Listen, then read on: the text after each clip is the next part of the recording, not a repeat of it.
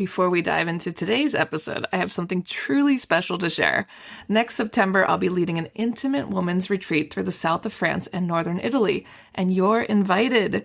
Picture this: mornings exploring the colorful markets of the French Riviera, afternoons sipping wine, and a hotel view with golden Mediterranean sunsets.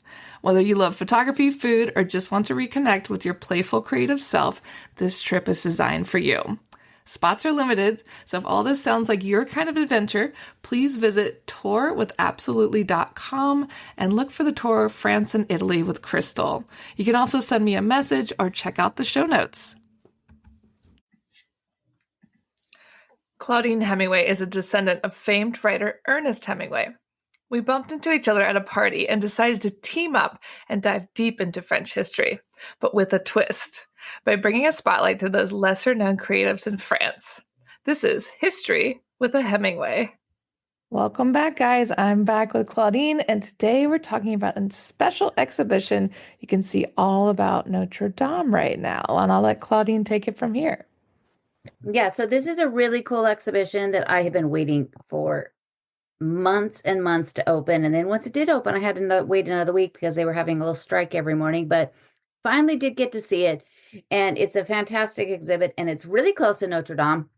It's like a 6-minute walk to Notre Dame. So if you're going to be in Paris between now and March, and of course, you have to see Notre Dame and the reopening. And I'll give you a little bit of info at the end of this episode about what you need to do if you do want to go to Notre Dame. But I'm going to give you some background information on this exhibit because it's one I've been holding on to for a long time. And when I saw this exhibit was coming, I was like, okay, I'll just have to wait to talk about those statues until then. So here we go. She's holding out for us. Holding out is, it's hard for me. So on the facade of Notre Dame, when you look at it, there is a line of statues that go across the facade above the doors. That is known as the Gallery of Kings. And they came into play in a couple of different times over the last 8 centuries or so. And it's part of it is in the Cluny that we're going to talk about, but there's some other parts that are at this exhibit that are pretty amazing. So we'll go back to tell you a little bit more about what happened here. So in July 1793, that, as you know, is the French Revolution, the big one of the revolutions, the Minister of Interior ordered that all signs that go to superstition and feudalism must be destroyed. So in September of 1793, the sculptor Bazin was tasked to chop off the crowns of the queens and the kings on Notre Dame, which had already been done on all of the other royal buildings. Now, if you say to me, wait a minute, what kings and queens? This is part of the problem. So on October 23rd, 1793, the council then said that the vestiges left in Paris of these kings and queens must be removed within 8 days, and the Gothic statues of the kings on the facade of the Temple of Reason must be destroyed. During the Revolution, the Church of Notre Dame was renamed the Temple of Reason, as were most of the churches. Were given all these different names because the Catholic Church was tied so closely with the monarchy. They were also, they were getting rid of all of anything that had to do with the monarchy and the king and Marie Antoinette. And then also, there's priests and bishops, running through the street, hoping not to be killed. But these these statues of the kings, it gets a little confusing because there was a document dated going back to the 13th century that was named Villainous Ways. I mean, it sounds pretty fantastic. And it incorrectly identified the kings as the actual French kings. So Pepin, Charlemagne. In 1612, the Benedictine monk Dom de Bruel gave a list of these statues, and he also named these as the French kings like Philippe Auguste and Childebert. But actually, they're the kings of Judah, who are the ancestors of Christ, not the kings of France. You know the real information. I know. I mean, duh. But I don't think there's so many of these stories like this that I don't know if the people fighting in the revolution were maybe the smartest because there's a lot of stories of things that they destroyed or things they didn't destroy. Like the statue of Louis XIV that was in the Place des Victoires. They destroyed the statue, but underneath it, there was these bas reliefs in bronze that have Louis XIV in them. Each one of them has like something to the glory of him. And then they had all these bronze medallions that went on the lamppost, but those also had his effigy on it. And they didn't destroy any of that. They just destroyed the big statue. So I don't know if they really knew what they were doing at the time. Yeah, I don't think they were the most educated bunch. No, no. Sadly, I think we're careening back to that. But these statues were originally created between 1120 and 1230. They're all very similar, the original ones, and they had the same kind of crowns or bands on their heads. And each one was done by a different artist. So the same art, there was not, there wasn't an artist that did a couple of them. Each one was a different artist. Unfortunately, we don't know who any of them are, which That is a bummer. that is a bummer. Like, why not? I don't know. Yeah, maybe someday we'll find out. But sculptor Jean-Jacques Varin was given the commission and to remove these when they said, that's it, they all have to go. The second time, he had scaffolding erected on the facade of Notre Dame. Each statue was attached to the wall with these thick iron straps. So they had to sever the heads off of the statues first. Then they removed the bodies. To remove them, they had to chip off and break the shoulders of the statues to be able to pry them from the wall, and they went crashing to the ground. When the heads hit the ground, many of their poor little noses were broken off, and pieces of their crown, anything, those little delicate pieces all came off. In the end, Varane destroyed all 28 statues plus 12 smaller ones. I mean, that's a lot. It's a lot. Now, when you look at Notre Dame, you've got the whole thing is, it goes back to the 12th century. But now, and even today, now there's things on there that are, from 2023. So you've got all of these different time periods, which for a historian and somebody that likes to find the detail of every single minute statue, this is your best and your worst nightmare. Exactly, the best and worst nightmare. Yeah. I love it, but I hate it. So all of these, when they took them down, they basically just were in a heap in front of the cathedral. And this heap of these very heavy stone statues got so heavy, it started to cave in the forecourt. So they decided to move them to around the side, the northern side of the cathedral, the side that you could walk by even still today, where all of the shops and restaurants are. But they were stacked up for years, for 3 years. And garbage was in there, all this other stuff, and it got really gross. And the people living along there thought this is disgusting, and it was like sanitary issues. A few of them were taken that, people just stole them as trophies, but they're huge. When, you go to see these, they're big. They're not just, you could just put it in your, bag and walk off.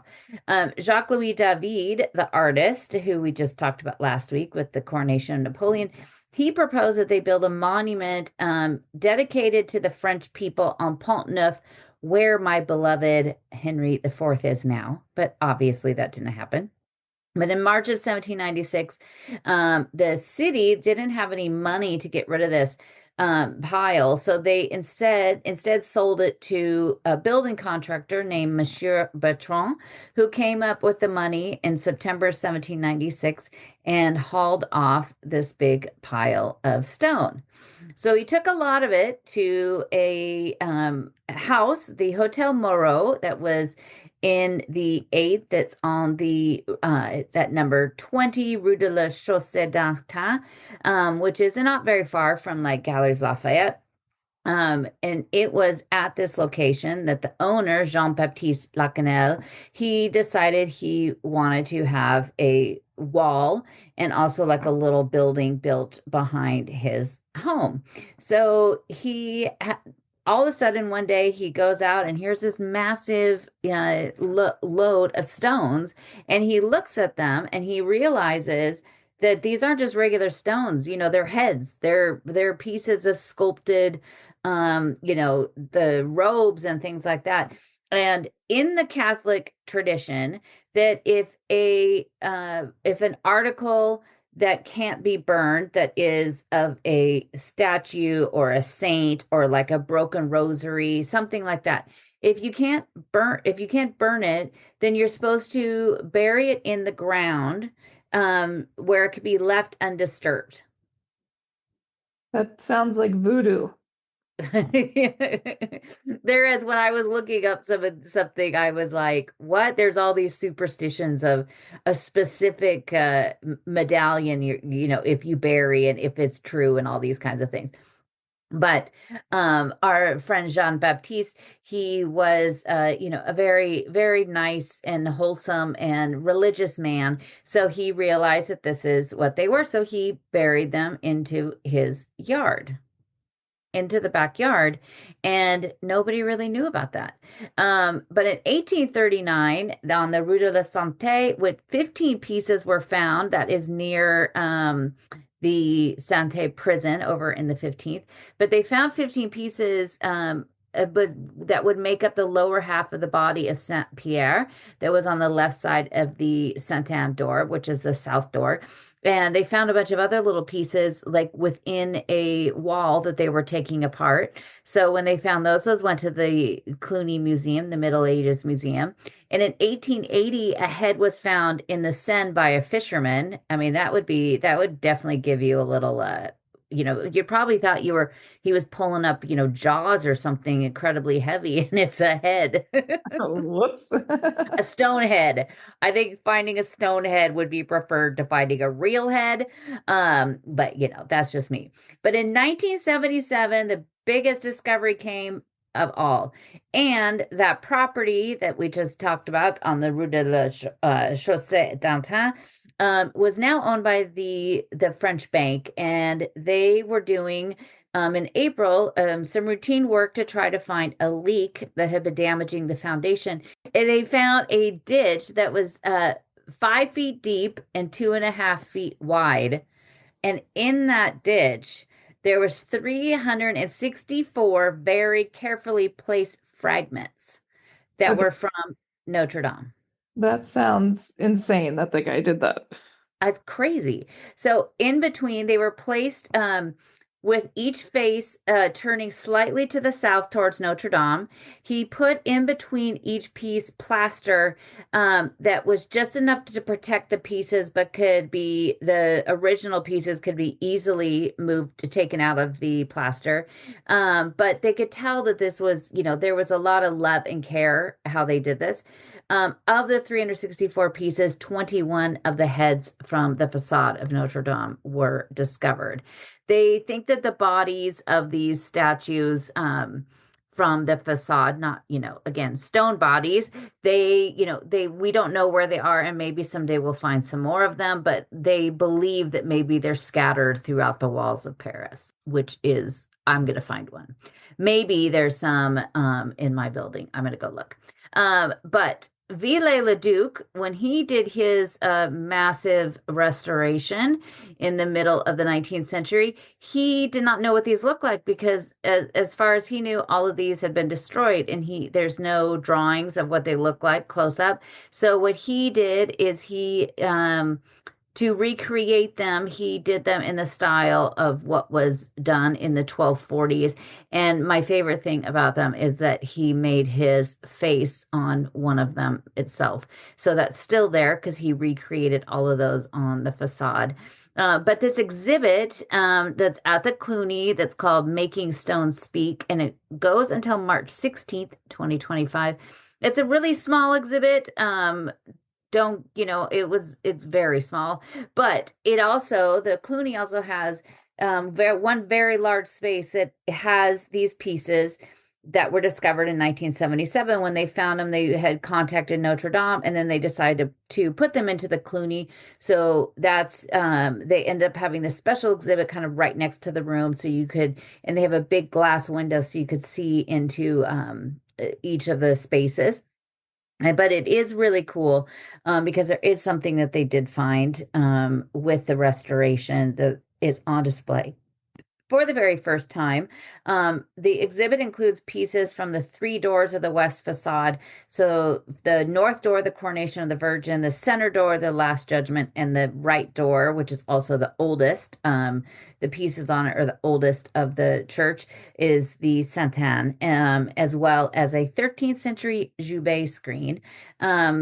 In 1844, when Viollet-le-Duc was doing work, he found some pieces of the Joubert screen under the transept, and those pieces went to the Louvre. Now, you might be wondering what a Joubert screen is, or it's also called a rood screen, but there is one left in Paris, and if you have seen this, and I will tell you at the end where you could go and see it. But a Joubert screen was the precursor to the Joubert was the Ambon, and this was basically made up on the altar of the church. It would have like two basically desks, they were called, and they were used for the priest to stand behind and spread the gospel. Eventually, a wall would be created to close off the choir from the nave, and this is many of the churches had these. Many of the churches of Paris also had these. Um, but most all of them, everything has been destroyed. There's only a few left in France in general. The one that you can still see today is at Saint-Étienne-du-Mont, which is at the top of the hill behind the Pantheon, which is the church we've talked about a few times because it's where the relics of one of our favorites, Saint Geneviève, is buried. Also, some people know as the Midnight in Paris church, but that is the only one you can see. But the Notre Dame one dates back to 1230, and it was done by Pierre de Chelles, and it was extended to the choir. Jean Ravi then extended even farther across the transept, and by 1351, it went all the way to the walls, completely closing off the choir. On the one at Notre Dame, it was all done in stone. And if you were looking at it, if you were sitting in the nave and looking up at it, it's told the story of Christ going back from the to the Annunciation all the way to the resurrection. And then above the door, it had the story of the Passion of Christ. In 1548, and 2 years later, some of the sculptures were stolen. And in 1628, it was partially removed by Anne of Austria. Because she was doing her own little addition. But in 1699, it shows it is still there because Mansart had done a sketch of it. But around 1706, it was destroyed, sadly, by architect Robert de Cotte. He was the architect of Louis XIV, and he was overseeing the installation of the vow of Louis XIII, and he had an iron gate built instead. And by 1792, it was all destroyed. That's kind of sad that it all just went away like that. It was, but guess what? They found some of it. Oh. So during the work that they are doing, that they've been doing the last 5 years and 7 months, in February, from February to April of 2022, they were doing excavation underneath the transept because they needed to pour a very thick concrete base because the scaffolding had to be built to go to the spire. And while you look at Notre Dame and you see the spire on top of the church, and it's stretching way out from the center of the church, and it's, the tallest thing in Paris, it is the scaffolding that they had to build for that had to go through the entire center of the church all the way to the ground, which is crazy to think that that's what you had to do to build something on the outside, but it does make sense. So they had to do this very thick base. They had already taken apart the entire marble steps and flooring that went underneath the altar at the transept because a lot of it was destroyed with the stones falling during the fire. But they also needed to go even deeper because they were laying underneath there all the new mechanical lines. They've added, massive water lines, all of these things that we've talked about in the past episodes about what's been going on with the restoration. But when they did that, they uncovered all sorts of things like bones and sarcophagus. Creepy. Creepy. And with that, they found 1,035 fragments belonging to what was the Joubert screen. What? Can they put it Yeah. back together? No, no, but and 700 of those 1,000 pieces still had the polychrome color on it. The when you look at if you go to say Saint-Chapelle or Saint-Germain-des-Prés and you look at those churches and everything's painted. The columns are painted, everything is painted. That is really what churches look like. And at one point Notre Dame looked like that too, especially on the facade. Sometimes, like if you go to Notre Dame de Reims in Champagne, there are still parts of the facade, if you look carefully, where you could see a little bit of the remnants of the color.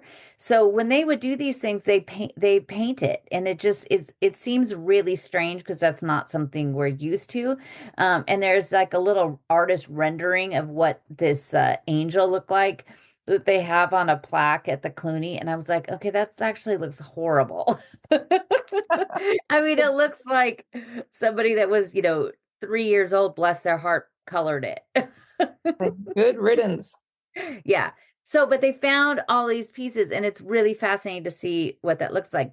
30 of those pieces are on display at this exhibit because the rest of 1,002 pieces are being restored and should be finished in the next 2 years. And hopefully those all go on display in either the Cluny or over to what is going to be the Notre Dame Museum that's supposed to hopefully open in the next few years. But they also, I had mentioned sarcophagus. They found 2 sarcophagus underneath there.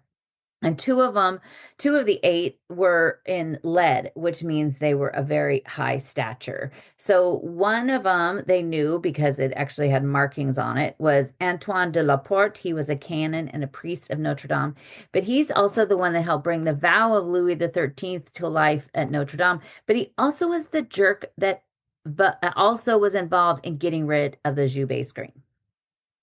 So it's just perfect that he was just laying there in his death with all the pieces. Yeah, we're not a fan of him. No, but he died on Christmas Eve in 1710. That kind of sucks.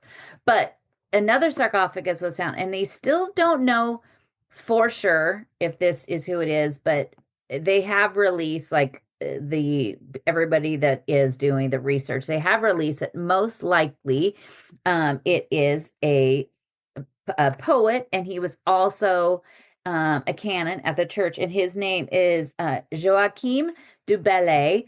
And when I was doing a walk around there recently, I found his name on something just right across the street.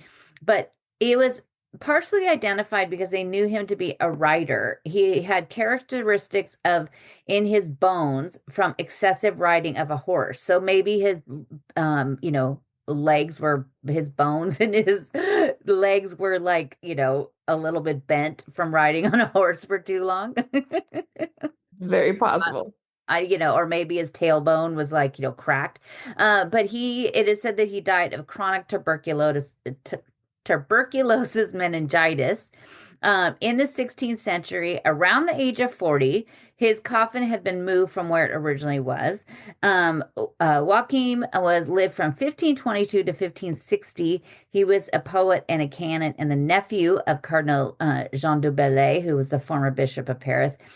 He lived for the last 3 years of his life just around the corner he died in number 1 Rue Massillon, which is literally a block from the church. There's a plaque there today.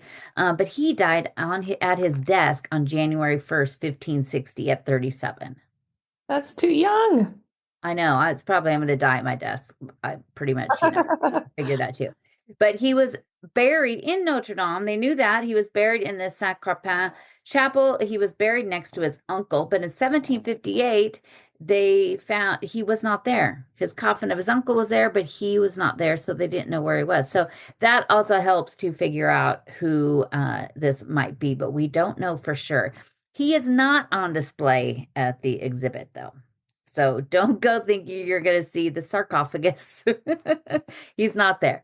But the exhibition is really cool because it has pieces of the doors. So there's two sides where it has the St. Anne Chapel, and it has like a drawing of what those statues were. And then on it, it has mounted onto it the part of the statue that they found. So it gives you an idea of what the whole thing looked like, which is like the pieces, which is really cool. And then even the center door, the door of the Last Judgment, had gone through a lot when the architect Sufo, at the end of the 19th century, he went in there, 18th century, and he was asked by the church to take out the center of the door. So the center of the door that has Christ on it, they said, let's just take that out because it's easier for us to get in and out of the church when we have a bunch of people. So they removed it, and they removed the tympanum, which is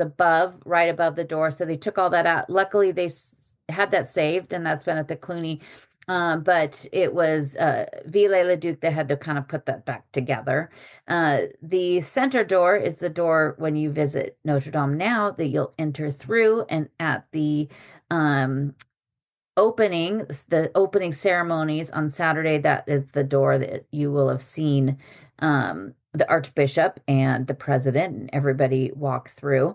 So it's a pretty amazing part of the church, but you can go there and see that. Now the exhibit goes until March, but the other pieces, the kings, the heads of the kings, they also have the statue of Adam in there that was removed. The Eve was destroyed during the Revolution, but Adam is still there. How rude that Eve was destroyed. But then they also have some of the original pieces from the metalwork that was on the door, which I've talked about before, which is another thing I love. But that's there all the time. So you could go and see that all the time. If you aren't going to make it by March, you could go see that anytime. But there's also two other tiny exhibits that you could see right now in Paris, and both of them are at the Orsay. And when I say they're tiny, they're literally each one room. But up on the fifth floor, so after you go over and see the Impressionists, just keep going towards where Vincent van Gogh section used to be. And there is a small room there, and I love this room, and it changes all the time. And it's kind of like their drawing and photography cabinet, they call it. So it always has these small, kind of themed little exhibits that are really cool, and nobody stops and looks at them, but they are all really well done. This one is drawings of a cathedral in the 19th century. And it was coming off of, Victor Hugo wrote Notre Dame de Paris, or in the States known as The Hunchback of Notre Dame.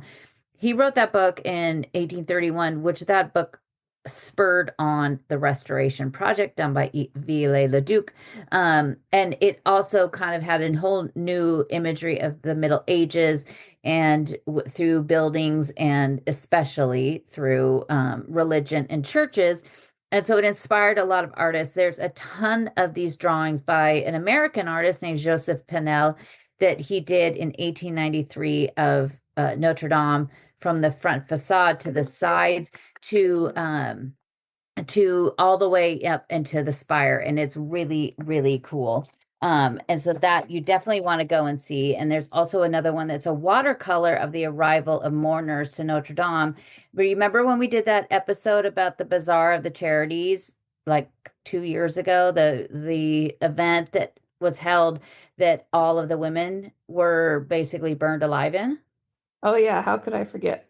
How could, yeah. That's a nice way for me to describe it. But they had a massive funeral there at Notre Dame in May of 1897, and there is a watercolor of the front of Notre Dame with all those people arriving. And it's just, when you look at it, if you didn't see the building of Notre Dame, you wouldn't, in front of Notre Dame just looks so different. But that was really cool. Now, the one that was even more awesome than that one that they have at Orsay is one that's on the upper terrace on the south side. This is again a small one, but this one was so cool. It's called the Laboratory for the Restoration of Cathedrals. Both of these exhibits also have things about other churches, not just Notre Dame, but the predominant focus is Notre Dame. And this one is amazing because there are a couple things in there that have never been seen by the public. And when I saw it, I was the first one in on the first day. It was actually still had the rope across it. And I walked up to it, and it was, 9 o'clock before the public could come in. And I saw the workers, and I was like, "C'est ouvert." And so he walked over and opened it up and said that I was the first one and they'd bring me champagne, but no champagne came. They never brought it. They I didn't lied. think I know. I kind of thought it wasn't going to happen, but this one is really cool. During the Second Empire, the Archbishop Seymour was the one who launched an appeal for donations to help restore the cathedral as well as part of the decorative elements. And he had a friendship and a trust with Viollet-le-Duc, even though Viollet-le-Duc was an atheist. See, look at how great that is. He's an atheist and he's restoring one of the most beautiful churches in the world. See, why can't we just get along? Exactly. Yeah, they did it. But he was entrusted with renaming the chapels in the church, which now, as I mentioned at the start, have been renamed again. But he named him after medieval figures like Saint Marcel, and also with evangelical themes and figures like Saint Pierre, as well as the kings and queens that were beatified in the church, meaning Saint Louis and Saint Clotilde. But they're on display there, and this is the coolest thing. And I'll put pictures of these on my website. I also made a video in there, and I'll put the link to that YouTube video. But these huge pieces, they're 13 feet tall and 6 feet wide. And there's these huge banners that it's literally done by the hand of Viollet-le-Duc. And it's in pencil and black ink and watercolor. And it is what the design of the chapels, two of the chapels look like, the Saint Fernand and then Saint Leon. And it is the coolest thing. I about died when I saw that, because you look at it and the chapels of Notre Dame, the walls were whitewashed and pretty much everything removed on it under Viollet-le-Duc. And there's some people that hate the fact that he did that, but we don't really know what it looked like before that. So, if I knew what it looked like before that, maybe I'd be mad. But he designed all of it, every single part of it. Viollet-le-Duc was involved in designing what the stained glass windows look like. He did everything, and he was all self-taught. But these banners are huge. If I could get one of these and just like make them into wallpaper, I would live happily in my apartment at my desk where I will die. At your desk where you would die on Christmas Eve. On Christmas Eve, or no, New Year's Day. New Year's Day, I'd get through enough that I could make a resolution, and then I die. I think it's a good plan. But we all know I'm going to die on the same day Marie de Medici did, because we have the same birthday and we had been married on the same date. So I'm probably going to die on July 3rd. Perfect. I like the plan. Yeah, this just took a turn. But the exhibit, this is so cool. And these both go until March 2nd. And they're really tucked away, and nobody really goes to look at either one of these exhibits in the Orsay unless they just happen across them. But definitely go check it out, and I'll post some pictures. But if you are coming to Paris, and we are recording this a couple days before the opening, but when you listen to this on Monday, December 9th, the Cathedral of Notre Dame has reopened to the public to great fanfare on Saturday. Hopefully, we might have 70-mile-per-hour gusts of wind, but hopefully that didn't happen. But the opening week, the tickets went on sale, and all the tickets for the Mass each day from the 8th until the 15th, those tickets went, and they were quickly gone in less than 45 minutes. But the way to go to see Notre Dame, to get a ticket in advance, which you don't have to do, you can show up and wait in line because it is a church. If you want to go just to go in and pray or go to Mass, you can line up. They're not going to turn you away. But if you just also want to go and visit the church, you can as well. You just might have to wait a bit. But the way it's going to go for the foreseeable amount of time, probably for at least the next year, is it would be better to get a ticket. The tickets will only be available they're calling it a day before, But say this Saturday, the 7th, they were putting up online the tickets for Monday the 9th. So on the 8th, the tickets for the 10th, and the 9th, the tickets for the 11th. See how that works out? So that's how it's going to work going forward. They're going to also watch them in real time. They'll probably have a better idea after the first couple months that it's open, the flow of traffic. They say the average person goes into the cathedral before the fire for 20 minutes. Afterwards, they think that's going to be doubled. I am going to be the one that's going to screw up that entire average because I'll probably spend 6 hours in there every time I go. But I'll be there till they kick me out. But that's how it's going to work. It is free. The tickets are free. Be very, very, very careful because there are tons and tons of scam websites that people are setting up to sell you tickets. And a lot of people, I mean, this was even on the news in France because it was such a problem. So just be very careful. There are no big group tours, so do not look for tickets on Viator or Get Your Guide or any of those. If they do sell them to you, it is not the real deal. So just be very careful. Starting on the 16th, it goes back to the normal times where it opens at 7:45 to 7 p.m. each day. They will have concerts going on, but if you want to go, the best time to go is 7:45 in the morning because that's what I used to always do before the fire, and I was always in there by myself. You're probably going to have more people in there at 7:45, but you're not going to have that many. So if that's what you want to do, and then of course, make sure to listen to us and also check my website and my Instagram because all I talk about these days is my beloved Notre Dame. Yeah, that's because you got all the information. So guys, make sure you head over to ClaudineHemingway.com and tune in next week. Thanks for listening today, guys. If you're interested in learning more about Claudine, her tours, history, and the beautiful photographs that she posts all over Instagram, tune into her website, ClaudineHemingway.com.